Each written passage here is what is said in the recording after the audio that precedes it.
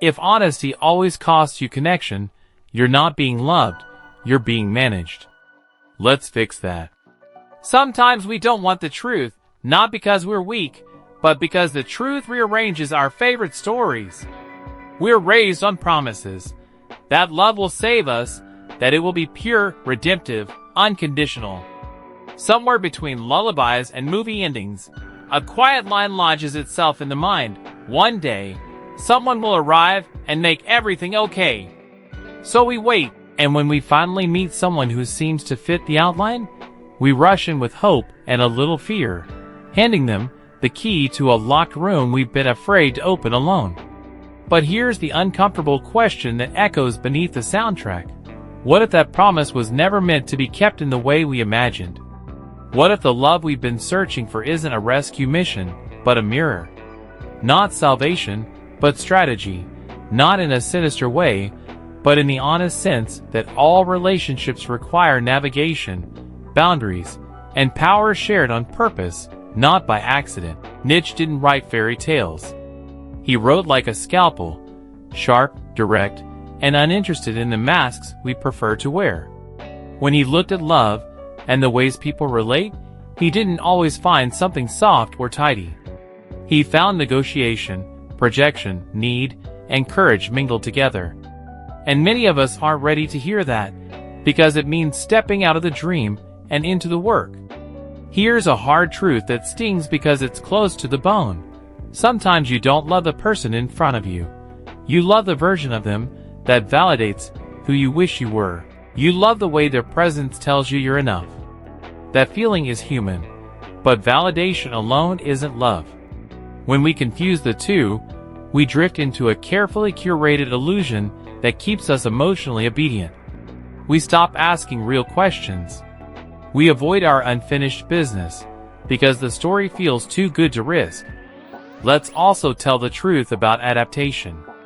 In a world where visible power has often been uneven, many people, especially women, have had to refine subtler forms of influence to stay safe, to be heard, to get things done. That isn't a moral indictment. It's a historical fact about how human beings adapt to constraints.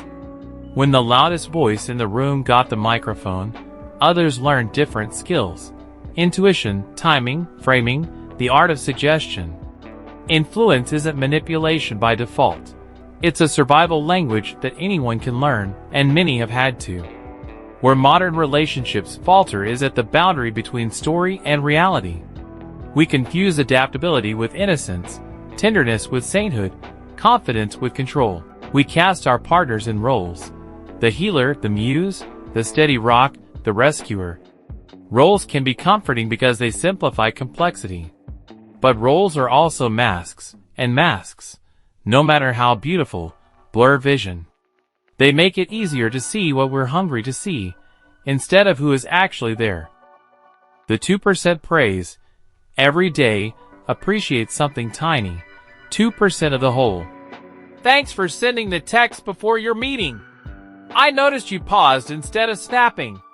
Small praise trains attention toward what's working. It makes growth visible. The weekly audit, not a tribunal, an alignment.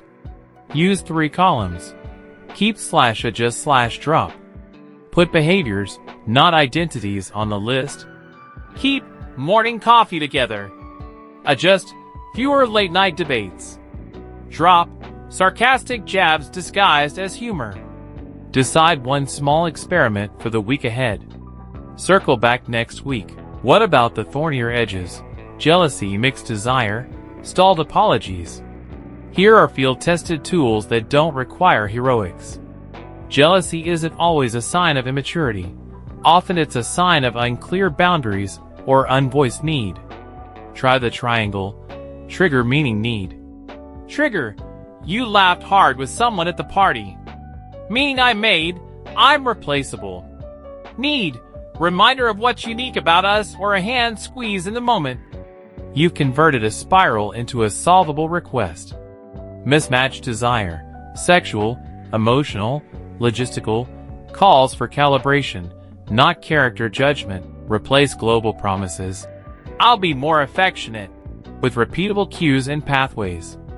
For example, create a doorway ritual, a 30-second hug when someone returns home, so baseline touch doesn't depend on mood.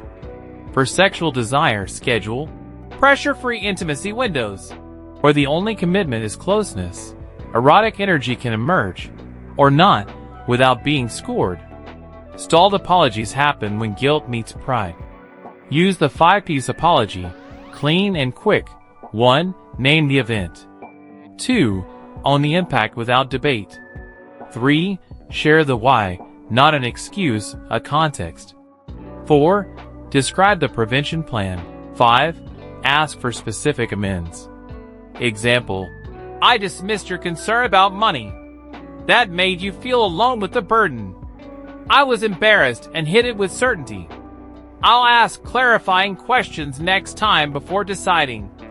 Would daily cash check-ins this week help? Short, concrete, repeatable. And what if the other person won't meet you in this work? That's not a puzzle. That's a decision point. You can love someone and still decide you won't keep rehearsing a pattern that shrinks both of you. Agency doesn't demonize your partner. It recognizes your limits. Ending a choreography that no longer fits is not failure. It's fidelity to reality. Let's reframe influence, because we've treated it like a suspect. Influence is how humans coordinate. The question is whether influence is transparent and mutual, or covert and asymmetrical. Transparent influence sounds like, when you speak calmly, I can stay open. Can we use that tone for hard topics? Covert influence sounds like prolonged silence to induce pursuit, or flattery to secure compliance. One honors choice. The other erodes it.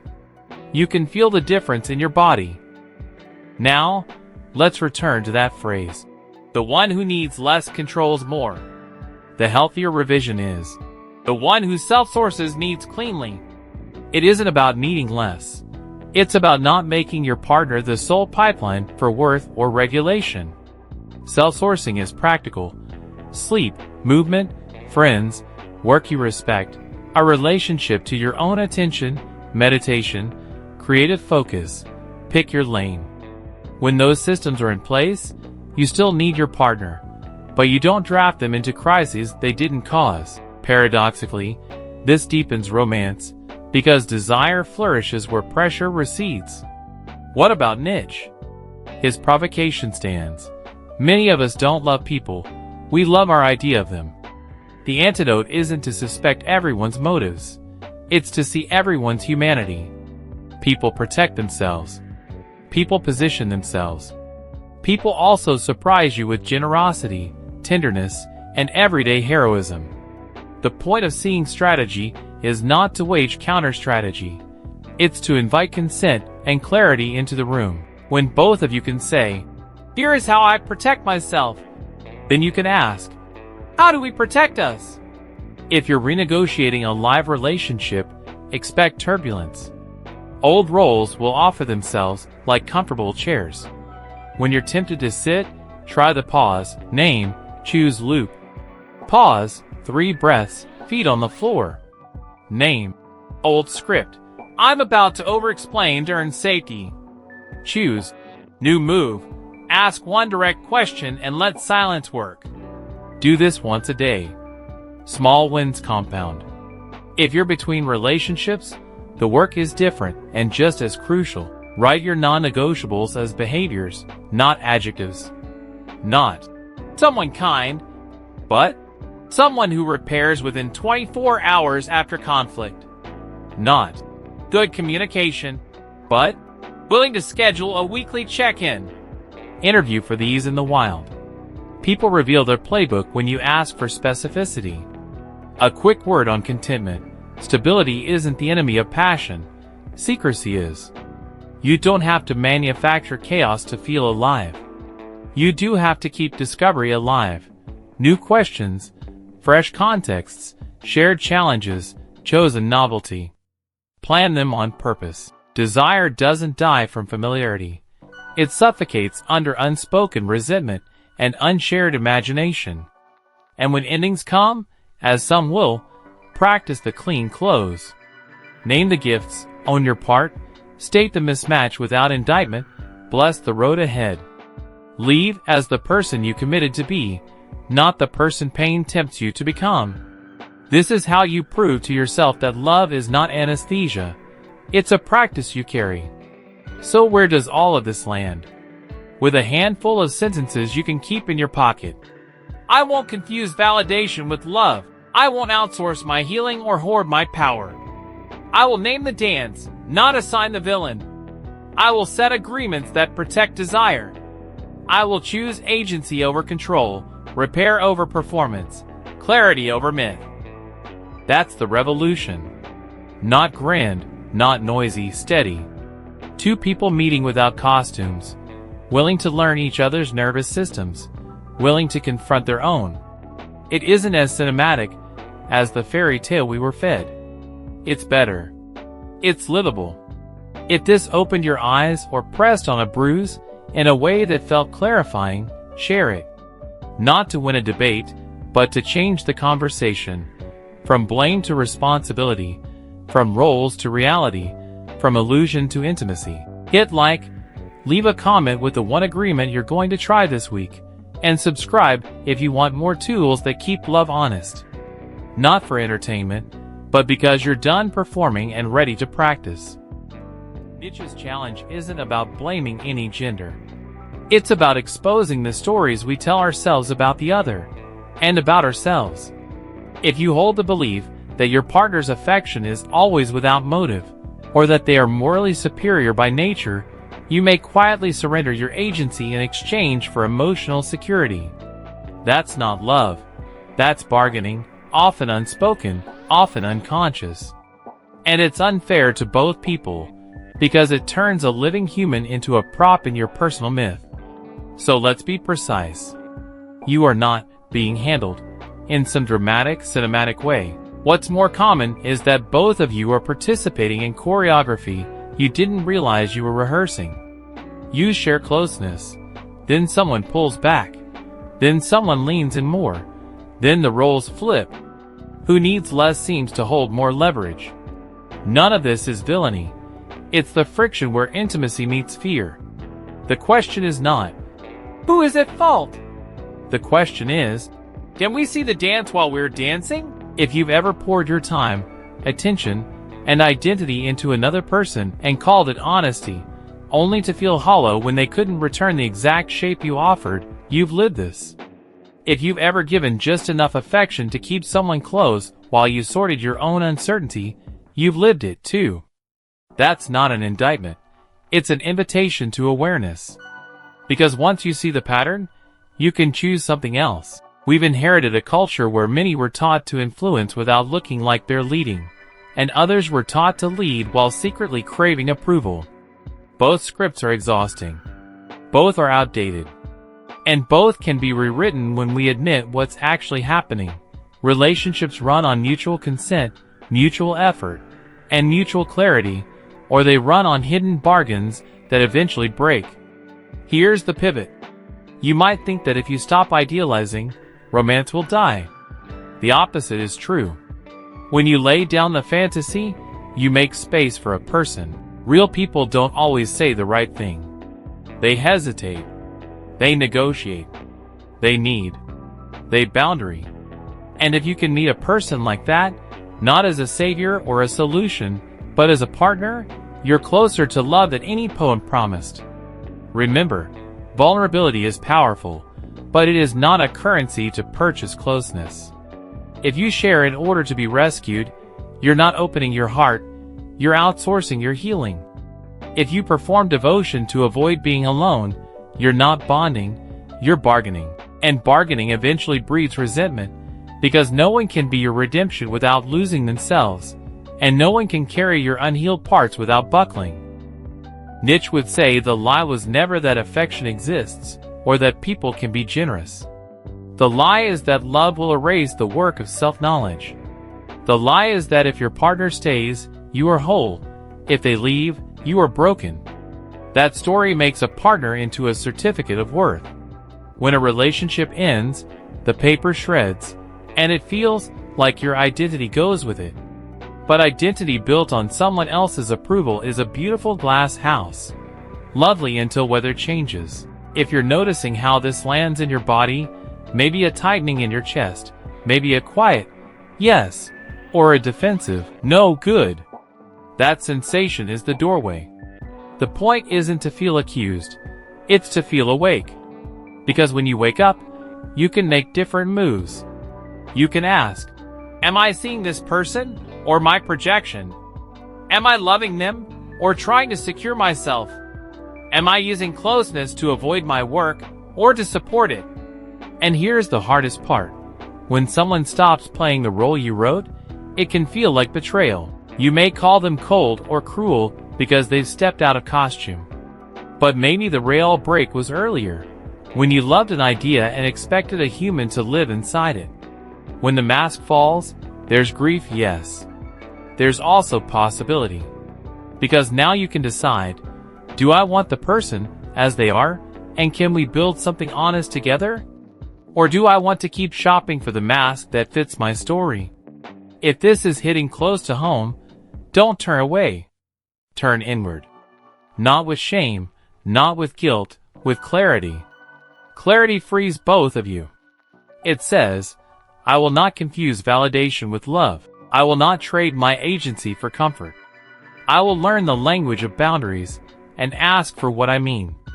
I will respect influence where it shows up and be responsible for how I respond. I will stop expecting anyone, partner, friend, or future soulmate, to complete me. They can complement me. They cannot complete me. That is where love stops being anesthesia and becomes practice. Not a fairy tale, but a daily craft. Not a pedestal, but a table where both people bring something real. Truth, repair, humor, restraint, desire, and the courage to name what hurts without weaponizing it. If you want a revolution, start there. Not in blaming, not in myth-making, but in the quiet strength of two people who choose each other without pretending to be gods. If this stirred something, stay with it. We're just getting started. Let's walk into the engine room, where feelings and incentives meet, and name the gears. Love is not just emotion, it's logistics. It's schedules, energy, attention, values, and 1,000 micro-choices that decide whether two lives move in parallel or start tugging each other off course. When those micro-choices go unspoken, they harden into a script, and as with any script, whoever needs less appears to control more. But here's the nuance people miss. Needing less isn't a moral win. It's often a defensive posture, a strategy to keep risk low and leverage high. That posture can protect you, but it can also prevent you from being known. Think about the push-pull you've lived. One person leans in, the other pulls back. The distance creates heat, which the pursuer reads as desire. Chase ignites, then tires, roles flip. We call this chemistry. Sometimes it is. Sometimes, it's choreography learned from past wounds. The one who withholds first doesn't always hold the power. They often hold the fear. And fear is a clever architect. It builds elaborate structures to hide behind. Busyness, ambiguity, mystique, even exaggerated honesty that overshares just enough to avoid depth. If you recognize yourself here, that's not an indictment. It's a chance to update the blueprint. Niche would slice to the core. You never loved her. You loved the way she made you feel about yourself. That line isn't an attack. It's a mirror. Because the same sentence can be flipped. She never loved you. She loved the way your devotion verified her value. Both are incomplete loves. Both are understandable. And both can evolve when you're willing to examine why you're reaching in the first place. Are you reaching to share a life? Or to outsource your self-trust? Let's demystify strategy, because that word scares people into cynicism. Strategy in a relationship is not a sinister game. It's the architecture of safety. Clear agreements, explicit boundaries, shared definitions. These are strategies.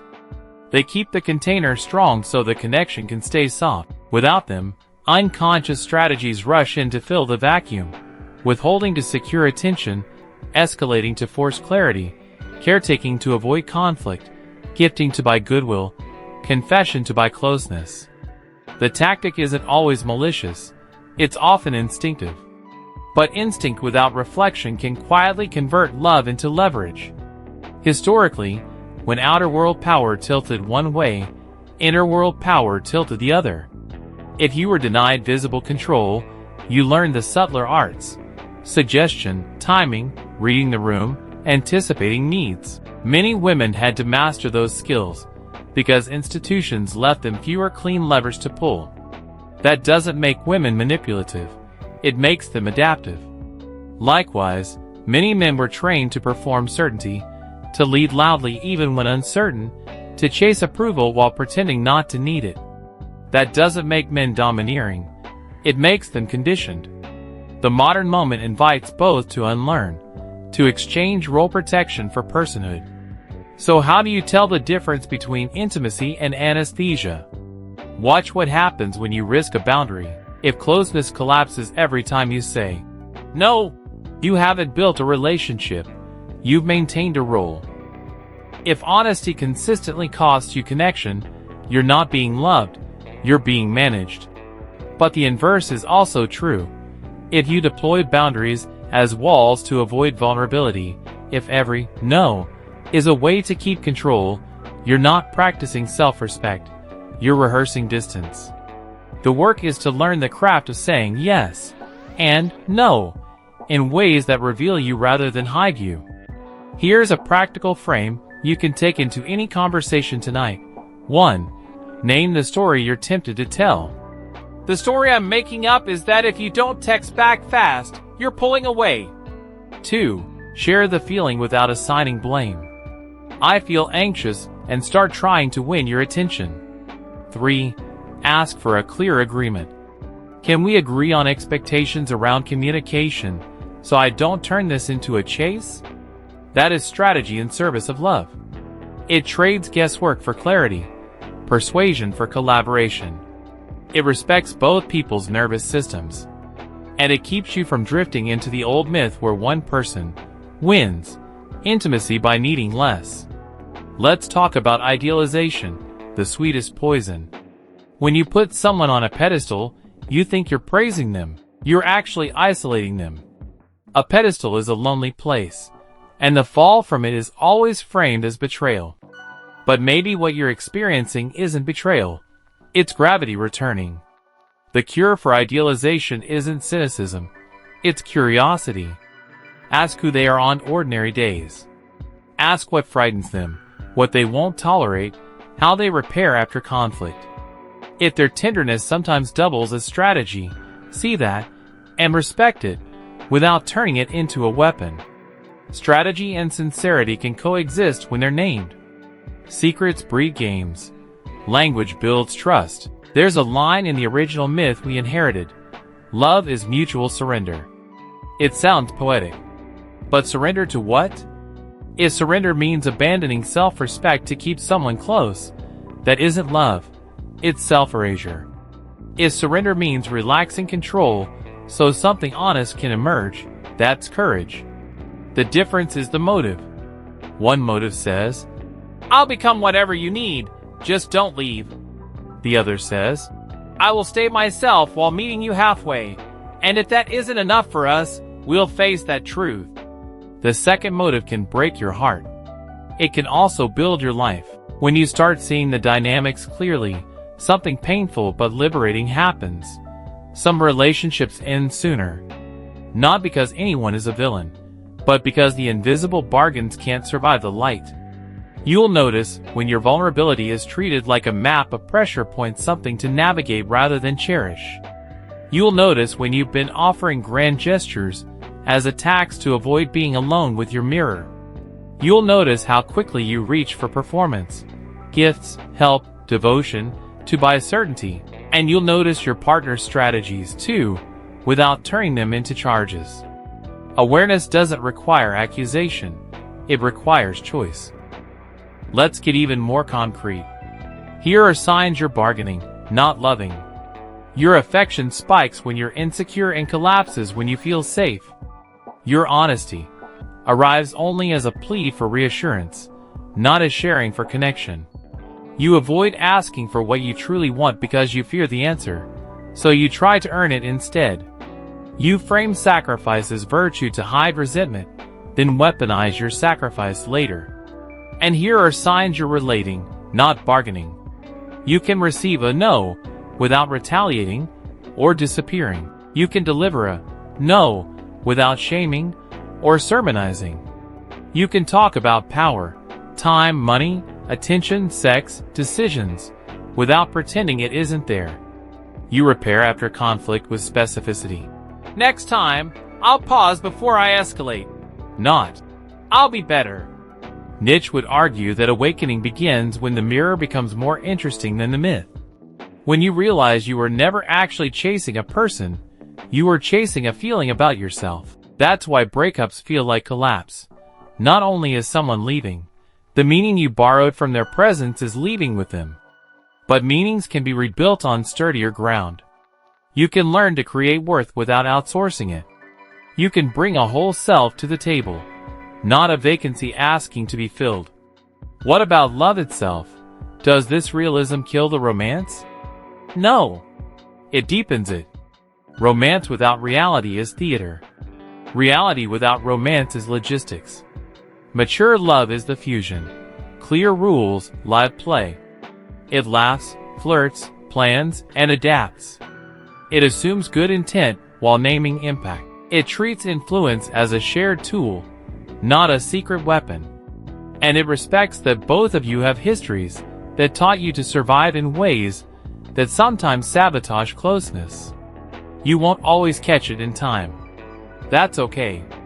Repair is the muscle that grows intimacy stronger than perfection ever will. You might be wondering, if the one who needs less controls more, should you practice needing less? No. Practice needing cleanly. Say what you need and allow it to be declined. Then decide how you'll move if it is. That keeps your agency intact without turning your heart into a negotiation tactic. Control feels safe, but it drains color from connection. Agency feels steadier. Agency says, I can stay or go, open or close, based on reality, not fantasy, not fear. When the mask finally slips, yours, theirs, both, you may feel grief for the role you were playing and the comfort it gave. Let yourself grieve. And then ask the daring question most people avoid. Who are we without that script? Sometimes the answer reveals a truer partnership. Sometimes it reveals a kind goodbye. Either way, you leave the stage and meet the person. That's the revolution we were promised. Only it doesn't look like a fairy tale. It looks like grown-ups choosing each other, eyes open, hands steady. If this is opening something, keep going. In the next part, we'll talk about practical tools, how to renegotiate a relationship that's running on hidden bargains, how to build agreements that honor desire and dignity, and how to love with both tenderness and spine, without slipping back into illusion. Let's move from theory into practice, because awareness without a plan collapses back into habit. If you've recognized yourself in these patterns, you don't need a personality transplant. You need a new playbook, clear language, clean agreements, and rituals that keep love honest even when the old myth tries to sneak back in. Start with the reset conversation. It has 3 parts, and they must arrive in this order. 1. Ownership. Here's what I've been doing that hasn't served us. Be specific. I idealized you, then resented you when reality showed up. I used overgiving to buy safety. I withheld to keep leverage. Ownership disarms defensiveness. It also ends the quiet war where both of you try to win moral high ground. 2. Observation. Here are the patterns I see between us. Name them like weather, not like court evidence. When I pursue, you retreat. When you retreat, I escalate. Then you reassure, and I calm down, until the next cycle. Observations turn drama into data. 3. Offer. Here's what I propose. Proposals are concrete. Twice a week, let's have a 15-minute check-in with 3 questions. What felt connecting? What felt off? What one change would help? A proposal invites collaboration instead of confession-forgiveness theater. Next, build agreements, small, explicit, revisable. Think of agreements as the architecture that lets desire stay spontaneous. For domains matter most. Attention. How do we signal presence in daily life? Maybe it's good morning and good night texts when apart. Maybe it's phone-free dinners 3 nights a week. Attention is the oxygen of connection. Design how you'll provide it. Boundaries. What's okay and not okay, especially under stress. For example, no threats to the relationship as a conflict tactic. A 20-minute pause is allowed, but not a 48-hour disappearance. Boundaries keep conflict from turning the house into a wind tunnel. Power. Name where decisions live. Money, time, sex, family, home. Joint decisions for purchases over X. Alternating veto on weekend plans. Standing consent check-ins around intimacy. Power exists whether you speak of it or not. Speaking of it makes it shareable. Repair. Conflict is guaranteed. Repair is optional. Agree on a sequence. 1. Mirror. Repeat what you heard. 2. Impact. How it landed. 3. Responsibility. Your part. 4. Request. What would help next time? Keep it short. Repair that takes 5 minutes is used. Repair that requires a 3-hour summit gathers dust. Then, add 2 rituals. Rituals are habits with soul. They remind your nervous systems that you're a team, not opponents.